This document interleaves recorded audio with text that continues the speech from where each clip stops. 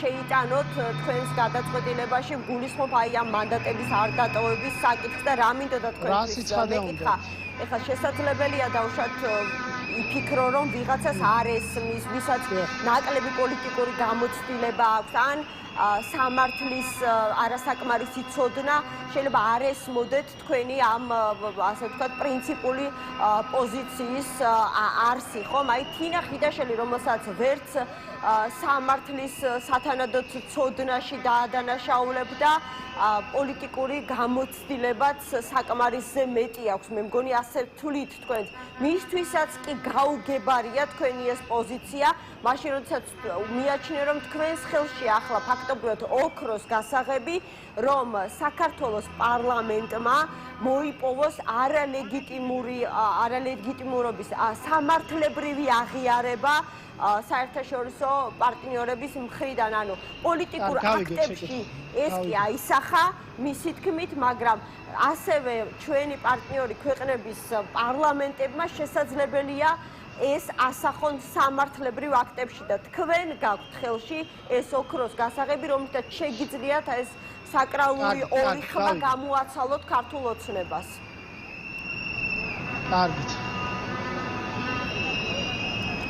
როგორი ფუნდამენტური ტყუილია, იცით, აი ეს პოლიტიკური პარტიები, გახსოვთ თქვენ, ალბათ თქვენს ეთერშიც მისაუბრია მე ამ თემასთან დაკავშირებით, როგორი ჟივილხივილი, ყალბი ჟივილხივილი ქონდათ ატეხილი იმასთან დაკავშირებით, რომ ჩვენო ეხლა თუ ცესკოს მივმართეთო ყველამო და სიები ჩავხსენითო ყველამო, პარლამენტი ვერ შეიკრიბებაო და ფორმალურადაც ვერ შეიძენს უფლებამოსილებას. გახსოვთ ხო ეს ჟივილხივილი პოლიტიკური? რა მოხდა მერე? შეიძინა უფლებამოსილება ფორმალურად? ამ საკითხზე პარლამენტი არის თუ არა ლეგიტიმური, ეს ქვეყანა შეთანხმებულია სრულად საზოგადოება და ჩვენი საერთაშორისო პარტნიორები 26 ოქტომბრის მერე. და თქვენ გონიათ ეხლა მართლა 5 თებერვალს მამუკა ხაზარაძეს ან ჯაფარიძეს ან სხვებს რო შეუწყვეტეს უფლებამოსილება, ამან გადაწყვიტა ამ პარლამენტის ლეგიტიმურობა ან არალეგიტიმურობის საკითხი?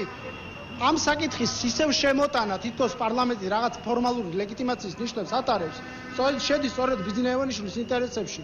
პარლამენტის ლეგიტიმურობასთან დაკავშირებით ჩვენ საზოგადოება შეთანხმებულებია. ან რო იძახიან, რომ აი 100 უნდა ჩამოწდეს. კანონმდებლობის აი ფორმალურად აი ეს პარლამენტი ხო არალეგიტიმურია. ხმა შემოვდი სტუდიიდან და შეიძლება ცოტა რაღაცა გავასწოროთ. კანონს მიიღებენ, ორგანულ კანონს მიიღებენ, ფორმალურად ვიძახი. ხო მიიღებენ შესაბამისად. და რაში გვარწმუნებენ, რომ 90 ხმა დაჭირდება ეხა ლევან იოსელიანის ასარჩევად, რომელსაც მოსახლეობამ რო იცოდეს და მოქალაქეებმა საერთოდ 2029 წელს უწევს არჩევა. ახალ სახალხო დამცველს რო იცოდნენ. და ესენი გვეუბნებიან, რომ შეიძლება სახალხო დამცველის არჩევა დაჭირდეს 2029 წლამდე ბიძინა ივანიშვილს და ჩვენ შეიძლება შევიდეთ იქ რაიმე ფორმით ლეგიტიმაცია მივცეთ ამ პარლამენტს და ხმა მივცეთ. ან თქვენ რა გონიათ, რომ თავის ინციტატუს კალიგულას ხენს პრეზიდენტად გადაირჩევს და ჩვენი ხმები დაჭირდება ამისთვის? ანუ სერიოზულად გვარწმუნებენ ამაში და ყველაფერს რო თავი დავანებოთ, აი ამ ყველაფერს რო თავი დავანებოთ. ანუ იცოდნენ ესე იგი რომ უფლებამოსილების საკითხი შეიძლება ლეგიტიმაციის საკითხი პრობლემური ყოფილიყო, ქმედუნარიანობის საკითხი პარლამენტი და გამოვიდნენ და 59 დეპუტატის უფლებამოსილების შეწყვეტას უყარეს კენჭი. ანუ საკუთარი ტოტი მოიჭრეს, ანუ ამას გვიმტკიცებენ სერიოზულად? მე არავის იურისტობა და პოლიტიკოსობა და მრავალწლიანი გამოცდილება არ მჭირდება იმისთვის, რომ ელემენტარული სამართლებრივი საკითხები მივიტანოთ ჩვენს მოქალაქეებამდე და ეს უკვე კამპანიას ემსგავსება და მათ შორის იმ არგუმენტებს, რომელიც ჩვენ სამართლებრივად მოგყავს, კომენტარებში დაძდებენ და შლიან და შეკვეთილ სიუჟეტებს აკეთებენ ამასთან დაკავშირებით და ეს არ არის სწორი. მოქალაქეებს უნდა უთხრათ სიმართლე და სიმართლე არის ის, რასაც ჩვენ ვლაპარაკობთ. ზუსტად ისევე როგორც ეს ადამიანები არწმუნებდნენ, დადიოდნენ მართლა და არწმუნებდნენ, რომ უფლებამოსილებას ვერ შეიძენსო ეს პარლამენტიო. მოატყუე ეს წყვილი გამოვიდათ, მე არ ვამბობ განზრახ, მაგრამ გამოვიდათ. ამიტომ ჩვენი გეგმა არის თანმიმდევრული. ამ პარლამენტს ლეგიტიმაცია არ ექნება ჩვენგან. ვერცერთ ჩვენ ვერ ნახავთ თქვენ საქართველოს პარლამენტში. ამ პარლამენტს არ ექნება ჩვენგან ლეგიტიმაცია, ამიტომ საუბარი იმასთან დაკავშირებით და შიშები, რომ ვითომ გახარიას გუნდი რაიმე ფორმით ლეგიტიმაციას მეანჭებს ამ პარლამენტს არის თითიდან გამოწოვილი. შეიძლება ვიღაცებმა იჩქარეს, პოლიტიკურად ნაადრევი ნაბიჯები გადადგეს, მაგრამ ეს ხო არ აძლევს რომელიმე პოლიტიკურ პარტიას უფლებას რაღაცა გამოიშვიროს ხელი და რუსული რეჟიმის მონაწილეები და ბიძინას რუსული პროექტები ეძახოს, ხო? ეს ხო არ გვიკადრია, არასდროს და არ ვიკადრებთ ამას. იმიტომ რომ პირველ რიგში იმ ადამიანებს ვცემთ პატივს, ვისაც აქ რუსთაველის გამზირზე ცემენ, აწამებენ. ეს ადამიანები საკნებიდან გიყურებენ ჩვენ დღეს და რაღაცა გარჩევაში მონაწილეობთ აქ. თითქოს რაღაცა პარლამენტში ვის შევიდა, ვის შეუწყვეტეს, ვის გამოუწყვეტეს, ვის ატყუებენ მართლა. როგორ შეიძლება? და ამიტომ პირველ რიგში საკუთარ თავზე მაღლა უნდა დავდგეთ.